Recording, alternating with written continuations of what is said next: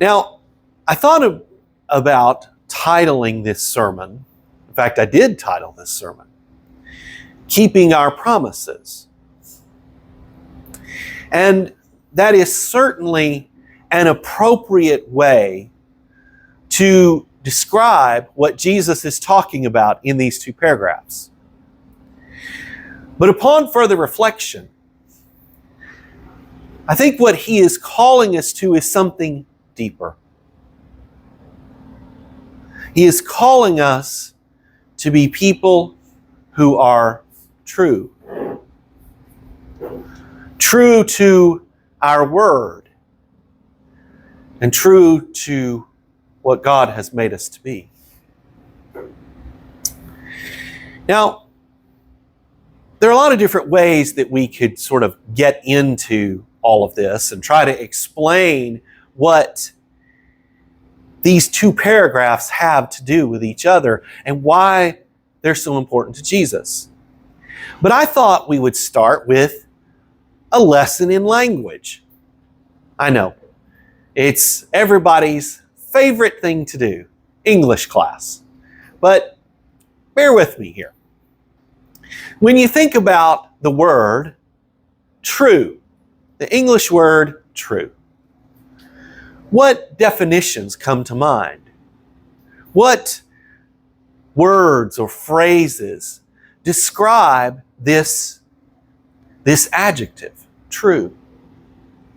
Well, the first thing you may think of is honest. And you'll see on the screen over here that the Oxford Dictionary of English has that as one of its definitions. It's the fourth definition. But I want you to notice actually the first way that ODE defines the word true. Corresponding with fact or reality. Now that actually has two different ideas even in that one definition.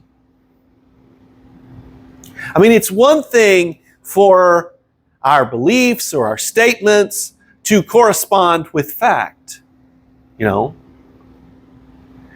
It's one thing to say that I am losing my hair.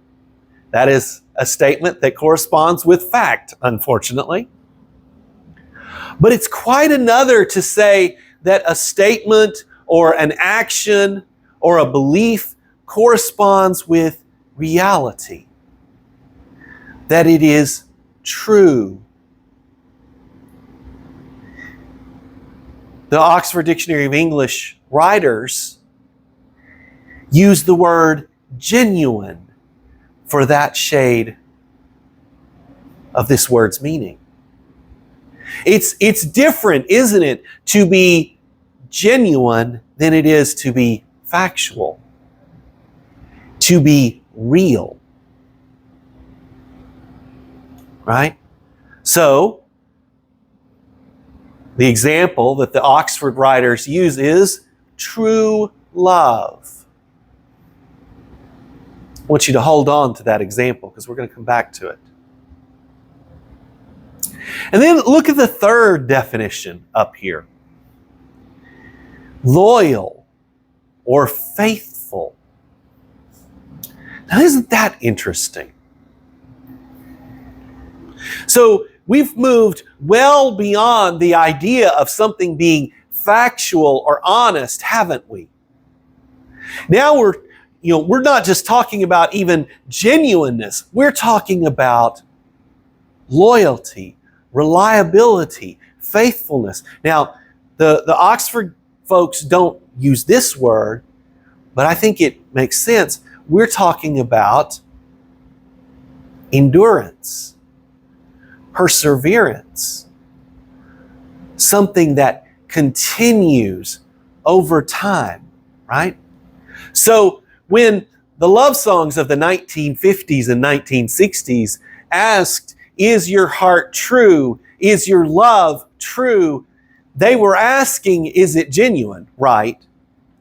But they were also asking, is it faithful? Will it hold on? Will it stick it out? It's an interesting dynamic of the English language that you have all of these meanings captured by this one word, but we're not surprised by that, are we? Why? Because we've studied the Hebrew word amat. And as you can see on our screen, it too has a variety of definitions. Yes, it refers to trustworthiness and honesty, but it also refers to faithfulness and even constancy.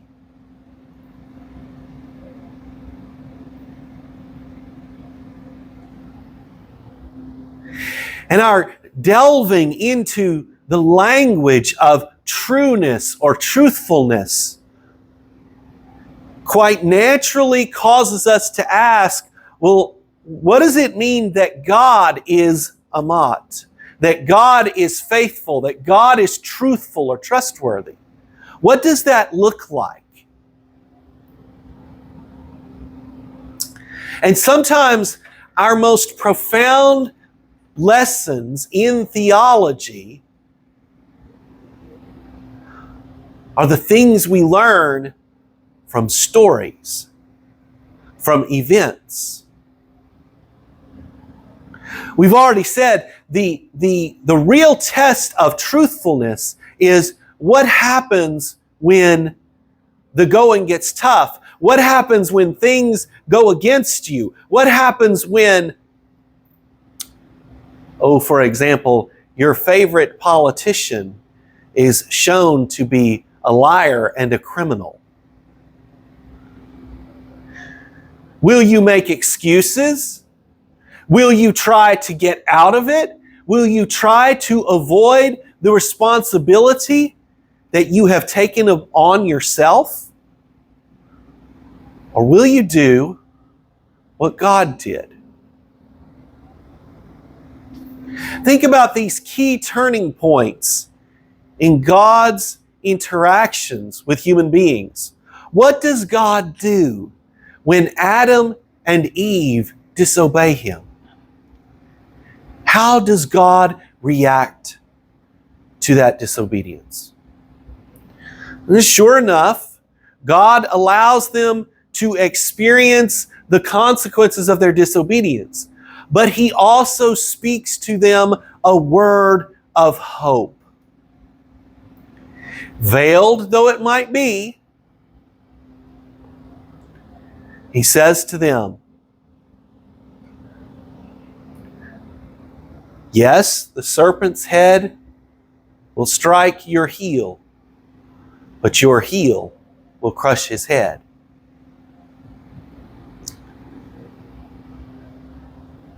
Many theologians throughout the centuries have seen that as a veiled reference to the cross. And it's not hard to understand why. But God doesn't just speak in sort of cryptic, hopeful tones. He actually takes practical steps to address their needs. He makes clothing for them out of animal skins.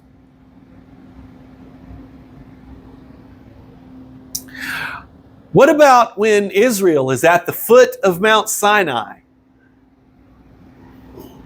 You have this situation. They have just heard the voice of God. The fire is still burning on top of the mountain. Moses is up there talking to God. And what do? They get bored and restless and create for themselves a god in the image of a cow.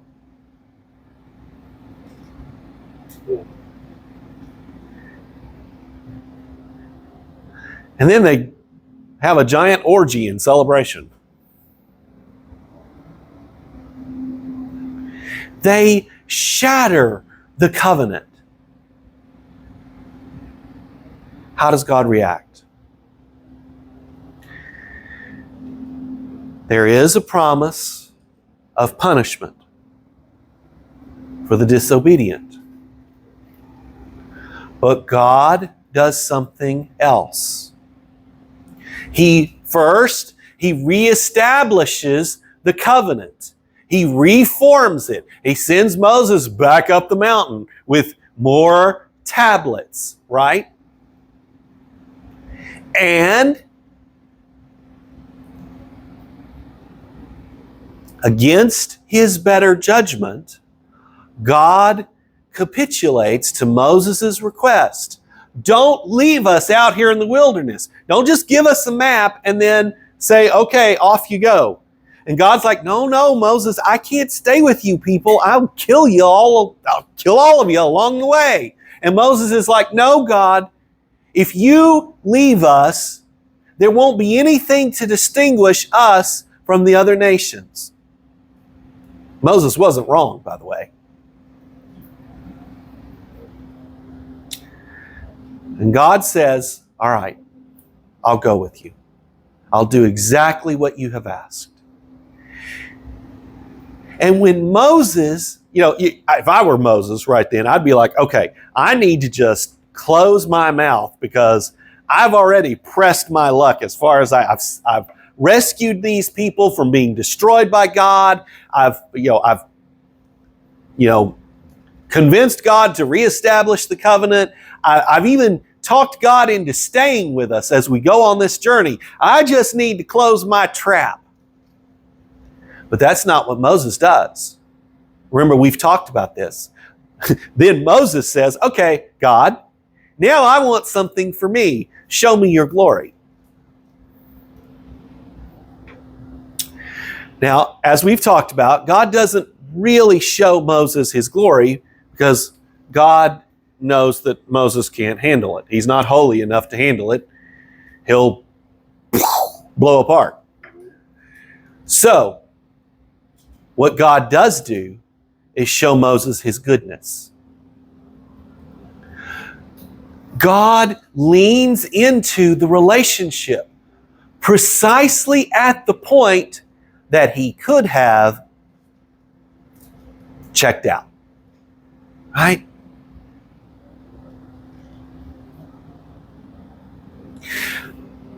But Israel continues to disobey and disobey and disobey and disobey over the centuries. So much so that eventually they get carried off into exile. First by the Assyrians, then by the Babylonians. How does God react then? You think, all right, finally, God has just thrown them out. He's thrown them out like yesterday's trash. It's all over, right? Wrong. Isaiah 40. Comfort my people, says your God. Your hard service is over. You have paid double for all your sins. Jeremiah 31. I am going to make a new covenant with you. God reaches out to them with compassion. And he promises them something. He promises them something they can't even fathom. A new covenant. One that is written on the hearts of people. One that will produce a social order where people don't have to tell each other, hey, you need to know the Lord. For they will all know him. God doesn't throw Israel away, even in the midst of their pattern of disobedience. No, God doubles down. God doubles down.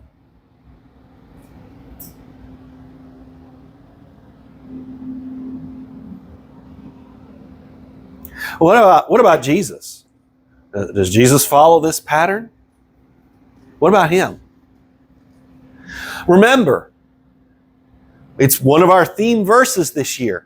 Matthew chapter 16. Jesus tells the disciples, hey, look, if you want to be my disciple, here's how you got to do it. You got to deny yourself, pick up your cross, your own instrument of execution, and you got to follow me.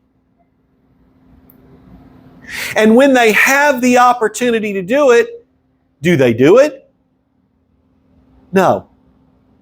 They fail miserably. In fact, most of the disciples, scattered to the four winds, Peter actually denies that he knows Jesus.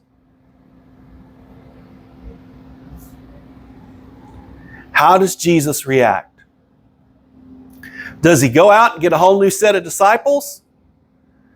Nope. Nope. That's not what he does. We could just stick with Matthew 28 and look at how Jesus recommissions the disciples. But I want us to think briefly about John 21. Because Jesus does more than simply say, you're still my buds. You're gonna carry out this big worldwide mission on my behalf. No. He goes, he puts his arm around Peter, takes him aside, and says, Peter, you're mine. There is this liturgy of restoration. What is a liturgy? A liturgy is simply a repeated act that has power beyond itself. It is an enacted metaphor. So Jesus takes Peter aside and he says, do you love me? Do you love me? Do you love me? And Peter is wounded by the repeated nature of this liturgy of restoration. But Jesus knows that Peter needs it. He needs this repeated affirmation. You're mine. You're mine. You're mine. But Jesus doesn't stop there. He doesn't just restore Peter. What is it that he tells Peter to do? How does he recommission Peter? He says, feed my sheep. Take care of my lambs. In other words, Peter, you've got lots of brothers and sisters who are dealing with the same kinds of cataclysmic failure that you are. And I want you to be the one who goes, puts your arm around them, and says, it's all right. You're forgiven. Let's get up and try again. You see, these turning points in the history of redemption teach us that God's response to failure and disappointment is to double down on His own promises and to act for healing, for restoration, and for hope. Now, that is the background for the stuff we're talking about today. Should we be surprised that a God like that would say, you know, you shouldn't be divorcing your wives, and you should keep your promises?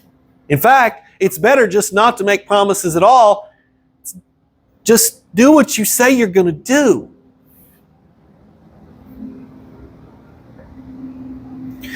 Now let's look specifically at what Jesus says here. Now we're going to talk about divorce in a different sermon on down the road because Jesus talks about this again. But we want to talk about it here just briefly. What's the context into which Jesus is speaking? What's the social practice that makes Jesus' words so urgent? Well, it is, you might call it that. Well, let's make up a word here because we're all budding theologians, and theologians like to make up words. It is the utilitarianization of marriage. In other words, it is the turning of marriage into a tool, into a means to an end. And here's the thing about when social institutions are turned into tools. They inevitably hurt people, and they inevitably only benefit the powerful. So notice here in Matthew's gospel, men are the only ones who can divorce in Jewish communities. Now, Roman communities are different, but in Jewish communities, men are the only ones who can divorce. So Jesus is talking to men.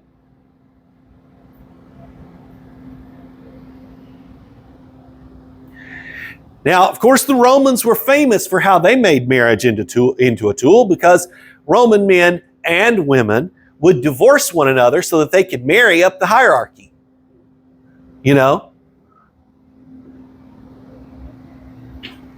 It'd be sort of like if, the deacon's wife divorced her husband so that she could marry the music minister. And the music minister's wife divorced her husband so that she could marry the pastor.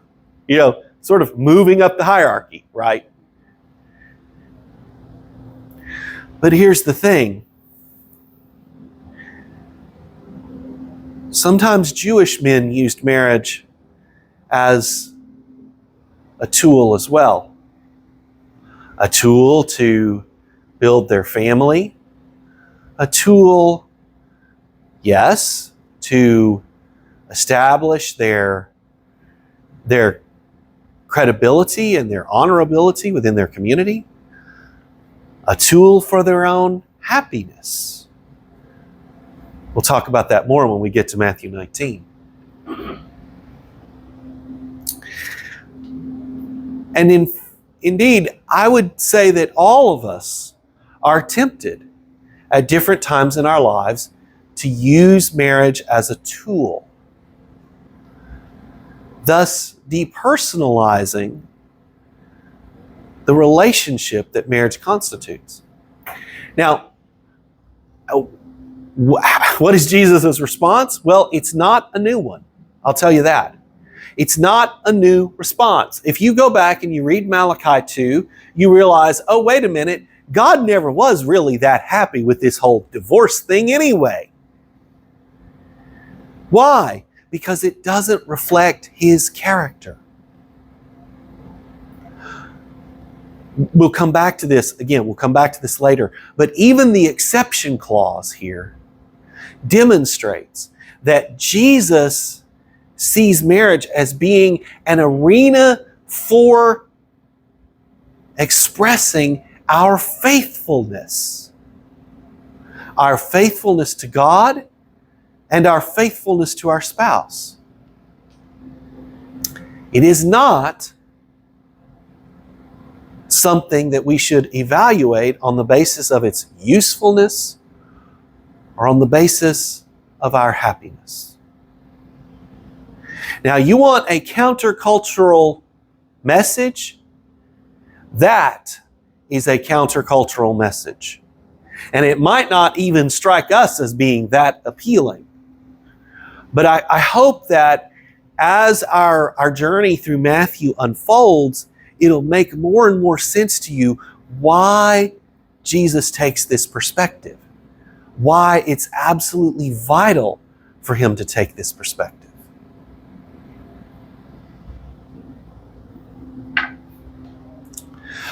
What about oath making? And this is not something we do that much in our culture. I mean, we have this oath formula whenever you testify in a legal case. But we don't, nobody ever says, well, I swear by Roy that I'm telling the truth. Yeah.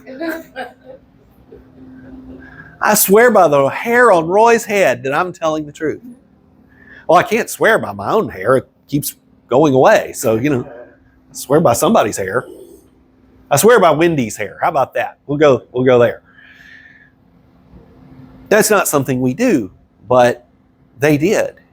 And it is kind of wrapped up in this oath-making thing too. There was this practice of making an oath to God, making a vow to God in order to get something from God. And we see that all over the Old Testament. It's a rather uncomfortable fact for us, but it's there. There's no getting away from it.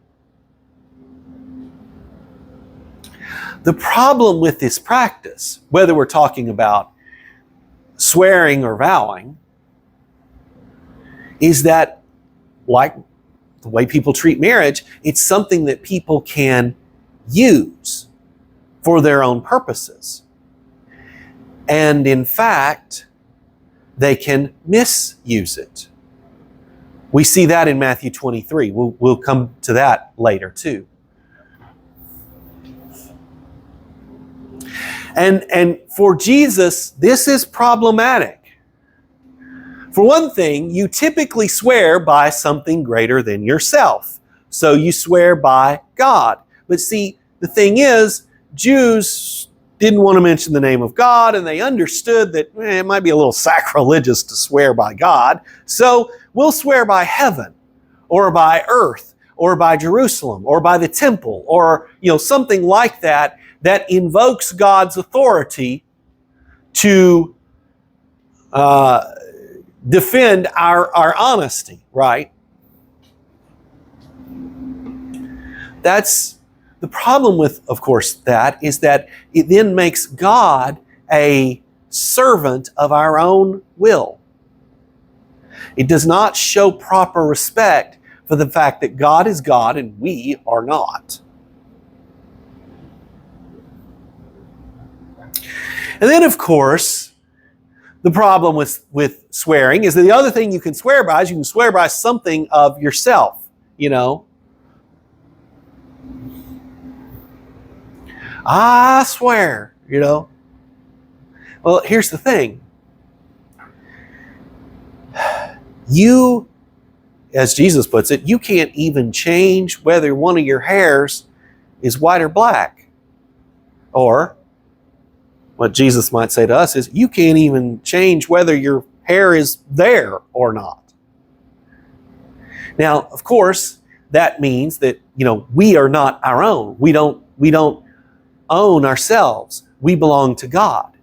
So that's part of it. But the other part of it is, if I can't change whether my hair is white or black, what makes me think I can change anything about the future? It's one of the reasons my father, when I was a child, would never promise anything. He would never promise anything. And the reason was because he never, ever, ever wanted to be in the position of having to break a promise. And he knew that there were forces out there bigger than himself, things he could not control.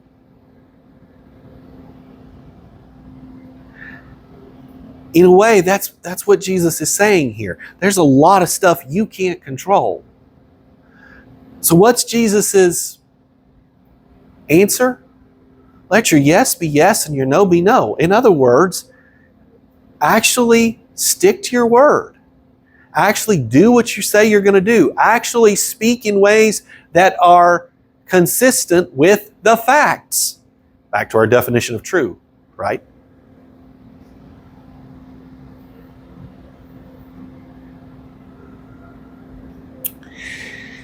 Now, in closing, when Jesus spoke these words,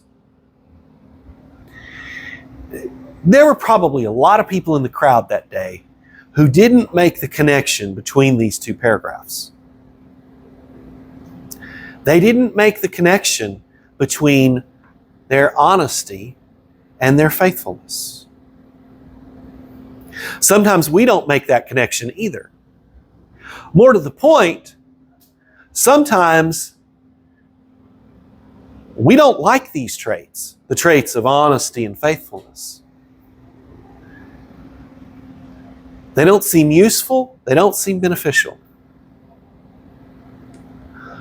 But they are essential if we are going to be Jesus' disciples. They just are. Now, this is not the easy way to live, right? It's not the easy way to live.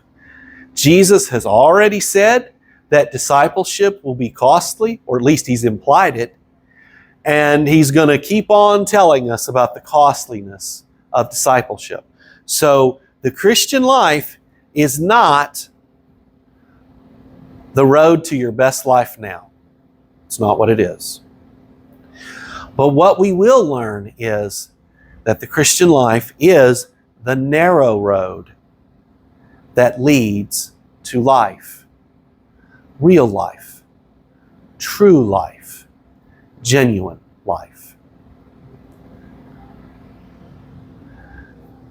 So if we want to really live, especially over the long term,